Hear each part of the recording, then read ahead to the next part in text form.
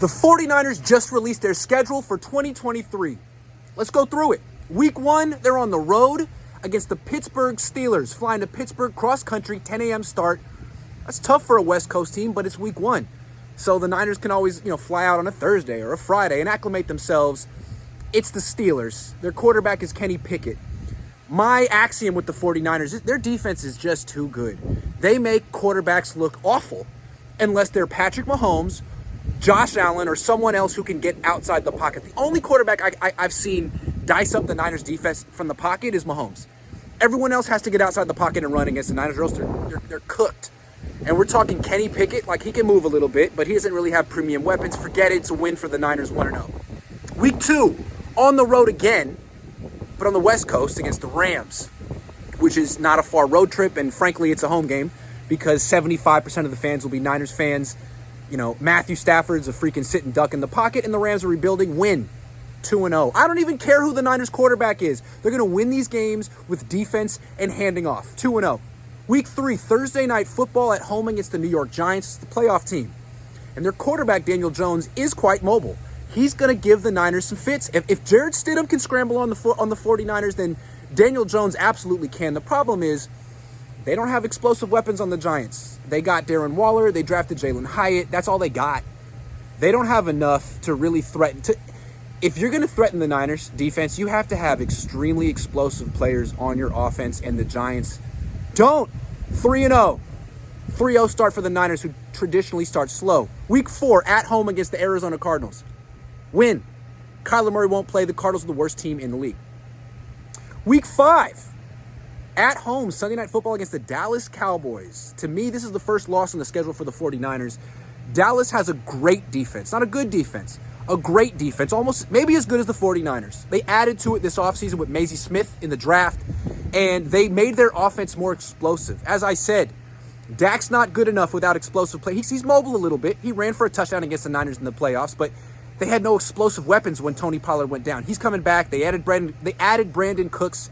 Only chance, to beat the Niners, they're going to have to score about 20 points because they have a really good defense too, and I think with Cooks and Pollard, they will.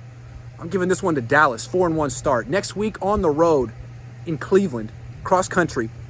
They got Deshaun Watson, had a really bad year last year, but he's very mobile. He's very good at getting outside the pocket. And again, the Niners, their wide 9 defense, they're inviting mobile quarterbacks to get outside the pocket. They don't really try very hard to keep them inside the pocket. So I'm giving this to Cleveland. Although it should be a close game. 4-2 start. Now they stay on the road and play the Minnesota Vikings, week 7, Monday Night Football. That Cleveland game was a 10 a.m. start. It's another reason I'm picking Cleveland to win that game. Week 7, still on the road. I'm sure the Niners are going to stay out there somewhere, Youngstown, the Greenbrier, and they'll be fresh. They'll go to Minneapolis, and they'll face that statue, Kirk Cousins, who usually looks freaking terrible against the 49ers. Win. I'm picking them to win and have a 5-2 start. Week 8, after 10 days in the Eastern Central Time Zone, come back on a short week and face the Cincinnati Bengals. So that's tough. The Niners are 1-4 following trips across country because they're jet lagged on the way back. Then they're facing a really, really good team with a quarterback who's not overly mobile, but he has a really, really good offensive line and great weapons. It's a loss for the 49ers at home. 5-3 to start. Bye week, week 9, exactly where you want it, exactly where they had it last year, right smack dab in the middle of the schedule. That's good. Week 10, on the road at Jacksonville, 10 a.m. start. Jacksonville's an ascending team. They were in the playoffs last year. Their quarterback can do it all. Trevor Lawrence. I'm saying it's a loss for the 49ers. Week 11 versus the Tampa Bay Buccaneers. What an awful team. They got Baker Mayfield or something. Win for the 49ers. Week 12, Thursday Night Football, Thanksgiving in Seattle. Seattle's always a tough place to play, and Geno Smith lost all 3 times in the Niners last year, but improved each time. His quarterback rating went up about 10 points each time. There's no way he's going to lose 4 in a row to the Niners, right? Not at home. I'm picking Seattle in this game in a close one. Next week, in Philly. In Philly. I'm saying that's a loss. Jalen Hurts is mobile. He likes to throw from the pocket, but there's such a dominant team in the trenches, both sides of the ball. The Niners' offensive line got worse this offseason, and their run defense got worse as well. Javon Hargrave, great pass rusher, not helping the run defense. I think the Niners lose this game in the trenches again. Week 14, Seahawks again, this time at home. That's a win. There's in no universe is Geno Smith beating the Niners twice in one season. If once, I'm giving them one.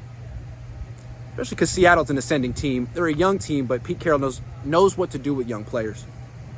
Week 15, on the road against the Cardinals. Kyler Murray might be playing this game, but frankly, who cares? They really, really, really stink. And they might be tanking for the number one pick. Win. Week 16, Monday Night Football at home against the Baltimore Ravens. Most mobile quarterback in the league, Lamar Jackson. The Niners can't play a wide nine against Lamar Jackson. They're going to have to play an entirely different front, 5 men on the offensive line. Bad matchup. It's a loss for the 49ers, which would make them 8-7 at this point. Week 17, at the Washington Commanders. Jacoby Brissett, Sam Howell, not going to threaten the Niners. Win. Week 18 at home against the Rams. Win. The Rams have nothing to play for here. So I have the 49ers finishing 10-7, which is what their record was in 2021. I have them finishing with 4 wins in their final 5 games and essentially winning a wild card spot. Probably not winning their division. I'm thinking Seattle is going to win it. I could be wrong, but it seems like it's a really difficult schedule. They have 3 home games in a row, weeks 3, 4, 5, and then they don't have 2 more home games in a row ever in this game. They have just trip after trip after trip, mobile quarterback after mobile quarterback after mobile quarterback. It's a brutal schedule. I don't think they're going to be the number 1 seed this year. I don't think they're going to win the NFC West, and I don't think they're going to go to the Super Bowl. I don't think it's their year. I think the Eagles are too good. I think they've pretty much kept themselves together. And I think the Niners' year most likely is going to be 2024 when they finally get a right tackle and figure out who their quarterback is. 2024 is the year I'm looking at for the 49ers. This schedule is brutal, just brutal. But 10-7, that gives them a shot. They'll be in the playoffs. They'll have to do more traveling most likely, and that's going to be tough. But you know what? I'm probably 100% wrong, and that's why they play the game. So let's see what freaking happens.